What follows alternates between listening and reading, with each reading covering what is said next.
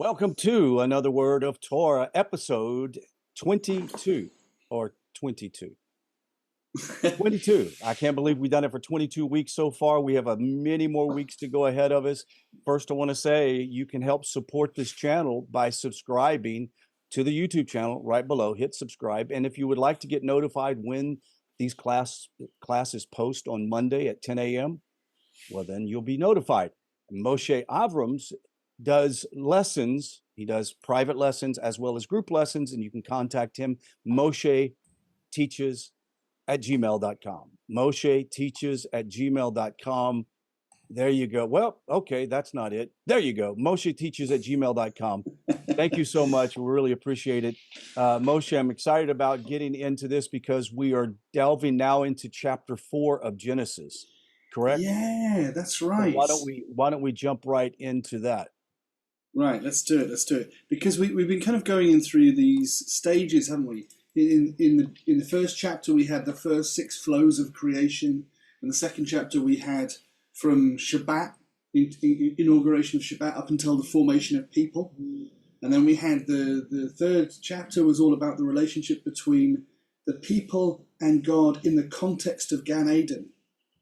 But now we're going to look at these people moving out of Gan Eden and, their kind of first steps in the world, really, as people, as a family. And it should be, pointed out as we pass that the first thing that happens is knowledge as a verb. Now, occasionally we all get blushy when we start talking about the intimate things of marriage, but right in the introduction of the Nachash, of the snake, we talked about how the two were naked and they weren't ashamed, and what did that represent? What was the metaphor being explored when they said, well, what does it mean to be naked and not ashamed? And we talked about their innocence and about not being aware of their own physicality, of their own sexuality, of their own bodies. And then the snake came along, the snake was also naked, and you think, well, what are they hinting at there? But after going through this whole process with the tree of knowledge of good and evil, the first thing Adam does is he knows his wife. It says, V'ha'adam yada et chava ishto. So that's the verb. Yada is the verb to know. And later on we get knowledge, which is dat, and you keep your dat in your rosh, in your head. But this is the act to know her. And I think most people are pretty familiar with the idea that the Torah uses this phrase for one to know one's wife, or one to, for two people to know each other. Just as we're passing, I'm going to make a couple of color changes, because we've talked before about how these different letter vavs under different circumstances can have different jobs. And so at the end of ishto, we have ish means a man, isha or eshet is a woman, and ishto is his wife, right? So the eshet bit means woman, and the vav at the end, I'm going to turn it red to say that it's about, the relationship between the two. So from now on, suffixes which are about being or having are going to be red, and if they're at the end of a verb and they're about who did the verb, we'll make them blue. And also, immediately in the next word here, we're going to start off with this vav, and the introduction of the prefix vavs, I'm going to make them blue if they're a tense flipper, and that's what is here and here and here. Really good way to spot a tense flipper is if it's at the beginning of a word with one of these green letters that tells you who did it, and if it has a patach vowel underneath, so it's a vav with this horizontal line, then that's probably a tense flipper. And so we'll look out for those. If you see one that I'm supposed to color differently to help point it out as a tense flipper, point it out to me. Okay. So let's read through this. Let's read through this verse slowly. V'ha'adam literally means and the man, or mankind, but in this case the man. Yada, he knew, et chava. This is object marker pointing to who's being known. Chava is her name, and he named her in relation to the idea that she is the mother of all life. She's the Ein Kol Chai, so she's Chava, beautiful name. And then she's explained as Ishto, his wife. And what does she do next? Upon being known, this woman, what is her reaction? Well, it says, Vatahar. Now, I will caution anyone against using this phrase in relation to their wife or a pregnant woman in general, because tahar means and she became pregnant, right? And so why would this get you a slap in the face? Because just like Har Sinai, Har is a mountain. I was wondering if you're going to bring that out. Like, I started smiling when I first read it. I'm like, wow. Like, honey, you're as big as a mountain. I love you. It's not me, it's the Bible. The Bible said it. I didn't say it. But Yeah. this is the interesting thing, is that everything has a verb underneath it. Right. So really, if the mountain is a noun, the verb to become pregnant must have come first. Yes. So you think about the earth as just pushing up, as the tectonic Right. plates No, encounter. exactly. It's a perfect description. Yeah, but just so long as it's not an earshot. Precisely. Yes. Right. It's like So asking it says someone. tahar. It's like asking a woman if she's expecting and she's not. Like, Oh, you don't want to make that mistake. yeah. I've built it in now. Just don't ask any questions. No. Never give an opinion. None of my never business. ask a question. No. Remember I'll wait till- Schultz? I know nothing. You have to be explicit. Until she mentions something Right. that could be construed in no other way, then we go with Right. to. So first tahar, and then v'teled, and this is interesting as well, because the word that most people know that's connected to this is yalad. Yeled or yalad or yelda, this is all about children. But this is the verb that gets you children. This is teled, this is to bear a child. Mm-hmm. Now, we've seen before, I don't know how many times it said v'yomer, and that was and he said. Mm-hmm. Because the vav's the tense flipper, the yod is saying he or it did the verb, and amar is to say. But when a woman is doing the verb, that yod, which says he or it, becomes a taf.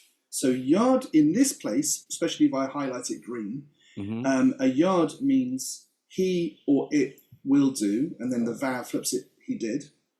A taf will be she will do or you will do, and then the vav can flip it to she did. So in this case, it's v'teled or a child, and it tells us what child. The child is et, which is the object marker, Cain. Now Cain, it's a short jump to Cain, right? This is our firstborn child, Cain. And his story is super interesting. We always get this very kind of presumption that the Torah is going to be black and white, everything's going to be obvious. We know no, it's never that way. Right, it's never straightforward. And you find yourself going, well, I'm assuming that God's doing this because I'm assuming God's saying this, or I'm assuming this person's doing this because they've been told to, or whatever. But actually, you get down into the nitty-gritty and you go, oh, maybe there's a whole other angle on this that we hadn't considered before. Right. So, she gave birth to Cain. V'tomer, just like v'yomer means he said, v'tomer means she said. And she's talking now about the name. She gave birth to Cain, v'tomer, and she said, Kaniti ish et Adonai. So super interesting phrase. So first of all, to start with, kana or kone means to buy, to acquire, to purchase.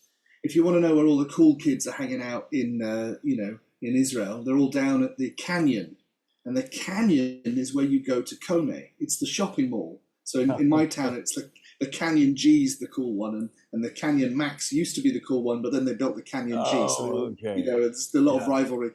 But what you can do with any verb is you can put taf yod on the end of a verb, and that means I did it in the past. And so we've got a different version of this for if it's I did it, you did it in your female, she did it, he did it, all of these different ones. So the one for I did it is kaniti. So what she's saying is when she says kaniti, it means I bought or I acquired or I purchased. Ish, a man, et Adonai. And this is super weird because you're like, why is she saying it like this? Why is she phrasing it like this? But really, this is her first experience of somebody parenting. Whether or not it happened out in the other world, out of their purview, certainly from their perspective, they're only two people, they haven't encountered anyone, and they're having kids, and this is the first one. Right. So she gives credit to God even in this act. She maybe, I don't know if God's given them some kind of profound understanding of how this works, but he knew his wife, and by God she conceived someone. And That's you also see the first hint of that motherly instinct is that child is mine. I paid the price for it, right? Right. Yeah, you see that.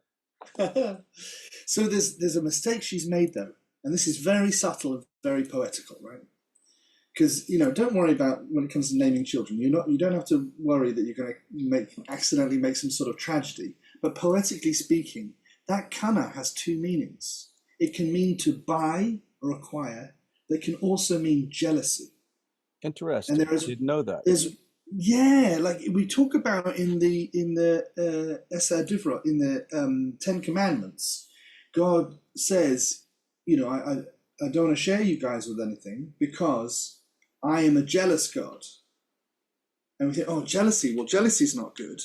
But actually, in its proper context, jealousy is really important. If someone did something wrong and their partner wasn't jealous, then that would be inappropriate. So it's the context specific, but we do see this jealousy idea coming through in Cain. We see a bit of a problem emerging with this particular fella. So let's follow the story through and see whether which kind of quality comes from him as we go through. Okay, so we're now in chapter 4, verse 2, verse bet, which is the second letter of the alphabet, so that's why it's a bet. And we say V'tosef leledit. Now, any particular patriarch or prophet stands out to you when you hear V'tosef? Obviously, a letter differently. Right. Who does it sound like to you? Yosef. Right. And what is Joseph's main salvific kind of act where he kind of saves everybody's life from this great famine? Yes, yeah. He gathers, or he adds, he kind of collects together all the grain into a big pile, and he adds together all of this life-saving food and saves everybody's life. So his name is actually foreshadowing this, because Yosef means to add or to increase or to pile up. And so for Tosef is saying she added, increased, and piled up. That's what it's saying here. Yeah. Now I'm going to change the vav into a blue vav because this is a tense flipping prefix. So the root is yasaf. Tosef means she will do it, and vatosef means she added or built up. And the second word here, leledet, is the same root, the same idea as yalad, to bear a child. So she added again to bear a child. Right. So vatosef ledet, she had another child. Et achiv. Now, who's your achi? Who's the achi? Your brother. Right. And because achi is brother, we've also got a vav on the end to say whose brother it is. Right. It's his brother. So just like a minute ago when we had Adam knew his wife, putting a vav on the end shows it's his wife. And the same thing happens here, is his brother, not Adam's this time, but Cain's brother, is achiv with a vav, and the vav says it's his brother. It says et hevel. Do you want to hear something heartbreaking? Go for it. Really sad. It always tugs at my heartstrings when I hear this. Hevel's name means something as well. You see it emerge in the Psalms, and Hevel's name means a fleeting breath. Yes. And so these names, they're emerging from the kind of tragic poetry of this early family. That, one of them is called jealousy and the other one's called fleeting breath. It is like, clearly nothing has happened here by accident. It's really kind of deeply connected with absolutely. What's happening. And here's the profound thing that must be mentioned here for anyone studying the words of the Torah, that the Torah itself has embedded the details of what's happening on the surface that you may not know or understand. That it also is telling a story. So you can always confirm that what you read in the Torah is correct, because underneath that, with all of the root words and the connection back to its first source of the word, really describes the same detail underneath. It is just profound. It's like that. That is what convinced me about Torah, was the reliability of verification process that happens when you study the Torah in the Hebrew language. It's phenomenal. We have 6 minutes, so let's keep going. Absolutely. Yeah. It's like layers deep, isn't it? That same idea comes back on several different levels, and you just keep on re-encountering it. So it says Vayihi Hevel, and it was that Hevel. Now we see this word Vayihi all the time.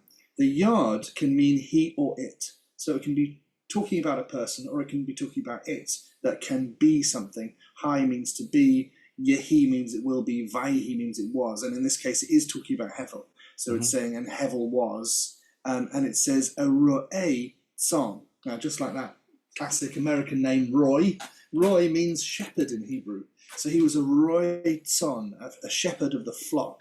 This really connects to ra'ah, which means to pasture. It's all about feeding the flock. So that was his job. He was a roi's son.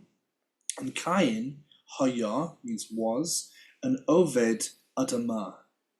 So in this first initial outlay, we have Cain's the firstborn. Cain's following his father's footsteps. He's doing the job that Adam is charged to do. And Hevel, secondborn, and he's doing a different job. He's raising livestock. And we don't know how anyone's going to react to this. But when they bring their first fruits, bearing in mind, no one's commanded this. Correct. But when we see them first come out, we don't know how to evaluate them. We don't know how to set them against each other. We don't know how to say, well, what has the worth? But when it first comes out, again, we're going to just, while I'm passing, I'm going to turn these into tense flippers just to highlight the fact that these are not ands. They're not about saying, and this happened, this happened, this happened. What they're about is saying, understand that the tense and as to how it's been flipped. Right. So Vayehi Mikates. Now the seasons are interesting because the new year begins in Rosh Hashanah, which is roughly in about September. So the new year begins in autumn, and therefore the year's cycle ends in summer, which is harvest. So Mikates can mean the end, it can mean summer, and it can mean harvest. So actually in this case it can be the end of the year, summer and harvest, and it's Yamim is days. So it was the days of summer and harvest.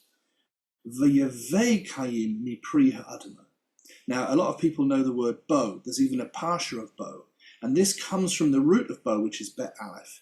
But you can see that how the vowel has changed to a more intense vowel. That makes it causative. That makes it, rather than to come, but to bring. You're causing something else to bring. So that's what Cain's doing. He's bringing mi pri, from the fruit, ha'adamah, of the ground. And what does he bring? He brings a mincha l'Adonai. Now we know that word mincha happens every day in the afternoon. Right. Mincha is what we call the afternoon prayers. But why? Right. It's because it's the word for an offering. Right. Now at the moment that Cain brings the offering, no one told him to do it. No one's commanded him to bring an offering. At least we haven't seen it on the surface anywhere. Right, and we haven't seen anyone else bring one. We didn't see Adam. We saw Adam have a good relationship with God. We never saw him build an altar, bring a sacrifice. Right. So far, so good. Cain doesn't seem to have done anything wrong. He's been born. He's aware of God. He cares about God. He's the first one ever to bring a mincha offering. So how could it go wrong? From where is the source of the derailment in this thing that will end up in, and spoilers alert, but this is a reasonably old book, so you probably have read it before, the idea that the first murder should emerge from someone who seems to be so holy and so on the tracks. Vayhimi kates yamim, and it was in the harvest of the days, v'yavei Cain mi pri ha'adamah, and Cain brought from the fruit of the ground a mincha l'Adonai. Holy boy. Do we have enough time for another verse, or do we need to? We've got 2 minutes. 2 minutes and 30 seconds. Go ahead. I'm too fired up. I've got to take the chance if I can. Of course. Go ahead. Yeah. So the Hevel Havi, and again that's the same word. It's just in a slightly different form. Right. It's in the past tense. So I'm going to make these purple because it's about those binyanim. The binyanim tell you how intense the verb is, and this is a hifil. It has an extra hey and an extra yod, which makes it causative. So rather than to come, he brought. He caused something else to come. Hevel Havi Gamhu, also he, mi bekorot. Well, he brought from the first fruits. A bikor can be a firstborn child or the first fruits, the first offering. And he brought from mi bekorot, feminine plural. The ot here is the feminine plural. So he brought the first female from tsono, from his flock. And of course we know. Sorry, lads, but the female of the herd or the flock is the really valuable one because they're the ones who can make more flock. The lads, you only need one for 20. But so he's bringing the more expensive. He's bringing the firstborns, and also it says u me chalavehen. Now again, the hen is feminine, and chalav is the the cream of the cream. Chalavi is something which is milky, and he's bringing the kind of buttermilk and the best products from the cream and the best people. So he's gone above and beyond. He has, but that's only compared to his brother. He saw what his brother did, and he did better, which is impressive. It's hardly Cain's fault that he didn't bring the milk from his grain, or the meat from his grain. He just did what he could. But Hevel goes further, and it says, El Hevel, Vayisa, which is to look, to regard, to lift up something to one's eyes. Vayisa Adonai, so God regarded El Hevel to Hevel, the El Minchato. And again, this is the same word, mincha, that we had a minute ago, but this time it says minchato, that it has that masculine possessive. Now, this might seem very difficult to judge it. We're thinking, how could it be that Hevel did something great and Cain did something wrong if they both brought something? Imagine your two beloved children, you're older and you're younger, bring you a picture to put on the fridge, and you regard one and you don't regard the other. You put one on the fridge, you don't put the other. And you say, why did you put his on the fridge and not mine? Well, his is better, or his is more heartfelt, or he put more effort into it. He didn't even know we were making pictures until I made my picture. So you can say at this moment here, there's a case to be made. There's a dispute to be had. There's a conversation to be had. And it's only in next week's lesson. Thank you. When we review that, we'll find out why. This is what we call a season finale, in which we hang them up on the edge. But here's the thing: is I would encourage those who are watching the class to go in and look at the text and see what it has to say, because it's just a spoiler. It's not about what is offered, it's what the quality of the offering is. And that's a big lesson we're getting ready to learn. So we're going to be doing that in episode 23 next week, the same time here on YouTube. If you want to get hold of Moshe, you can email him, mosheteaches@gmail.com, mosheteaches@gmail.com. Click and subscribe. We'll see you guys later. Shalom, shalom. Shalom.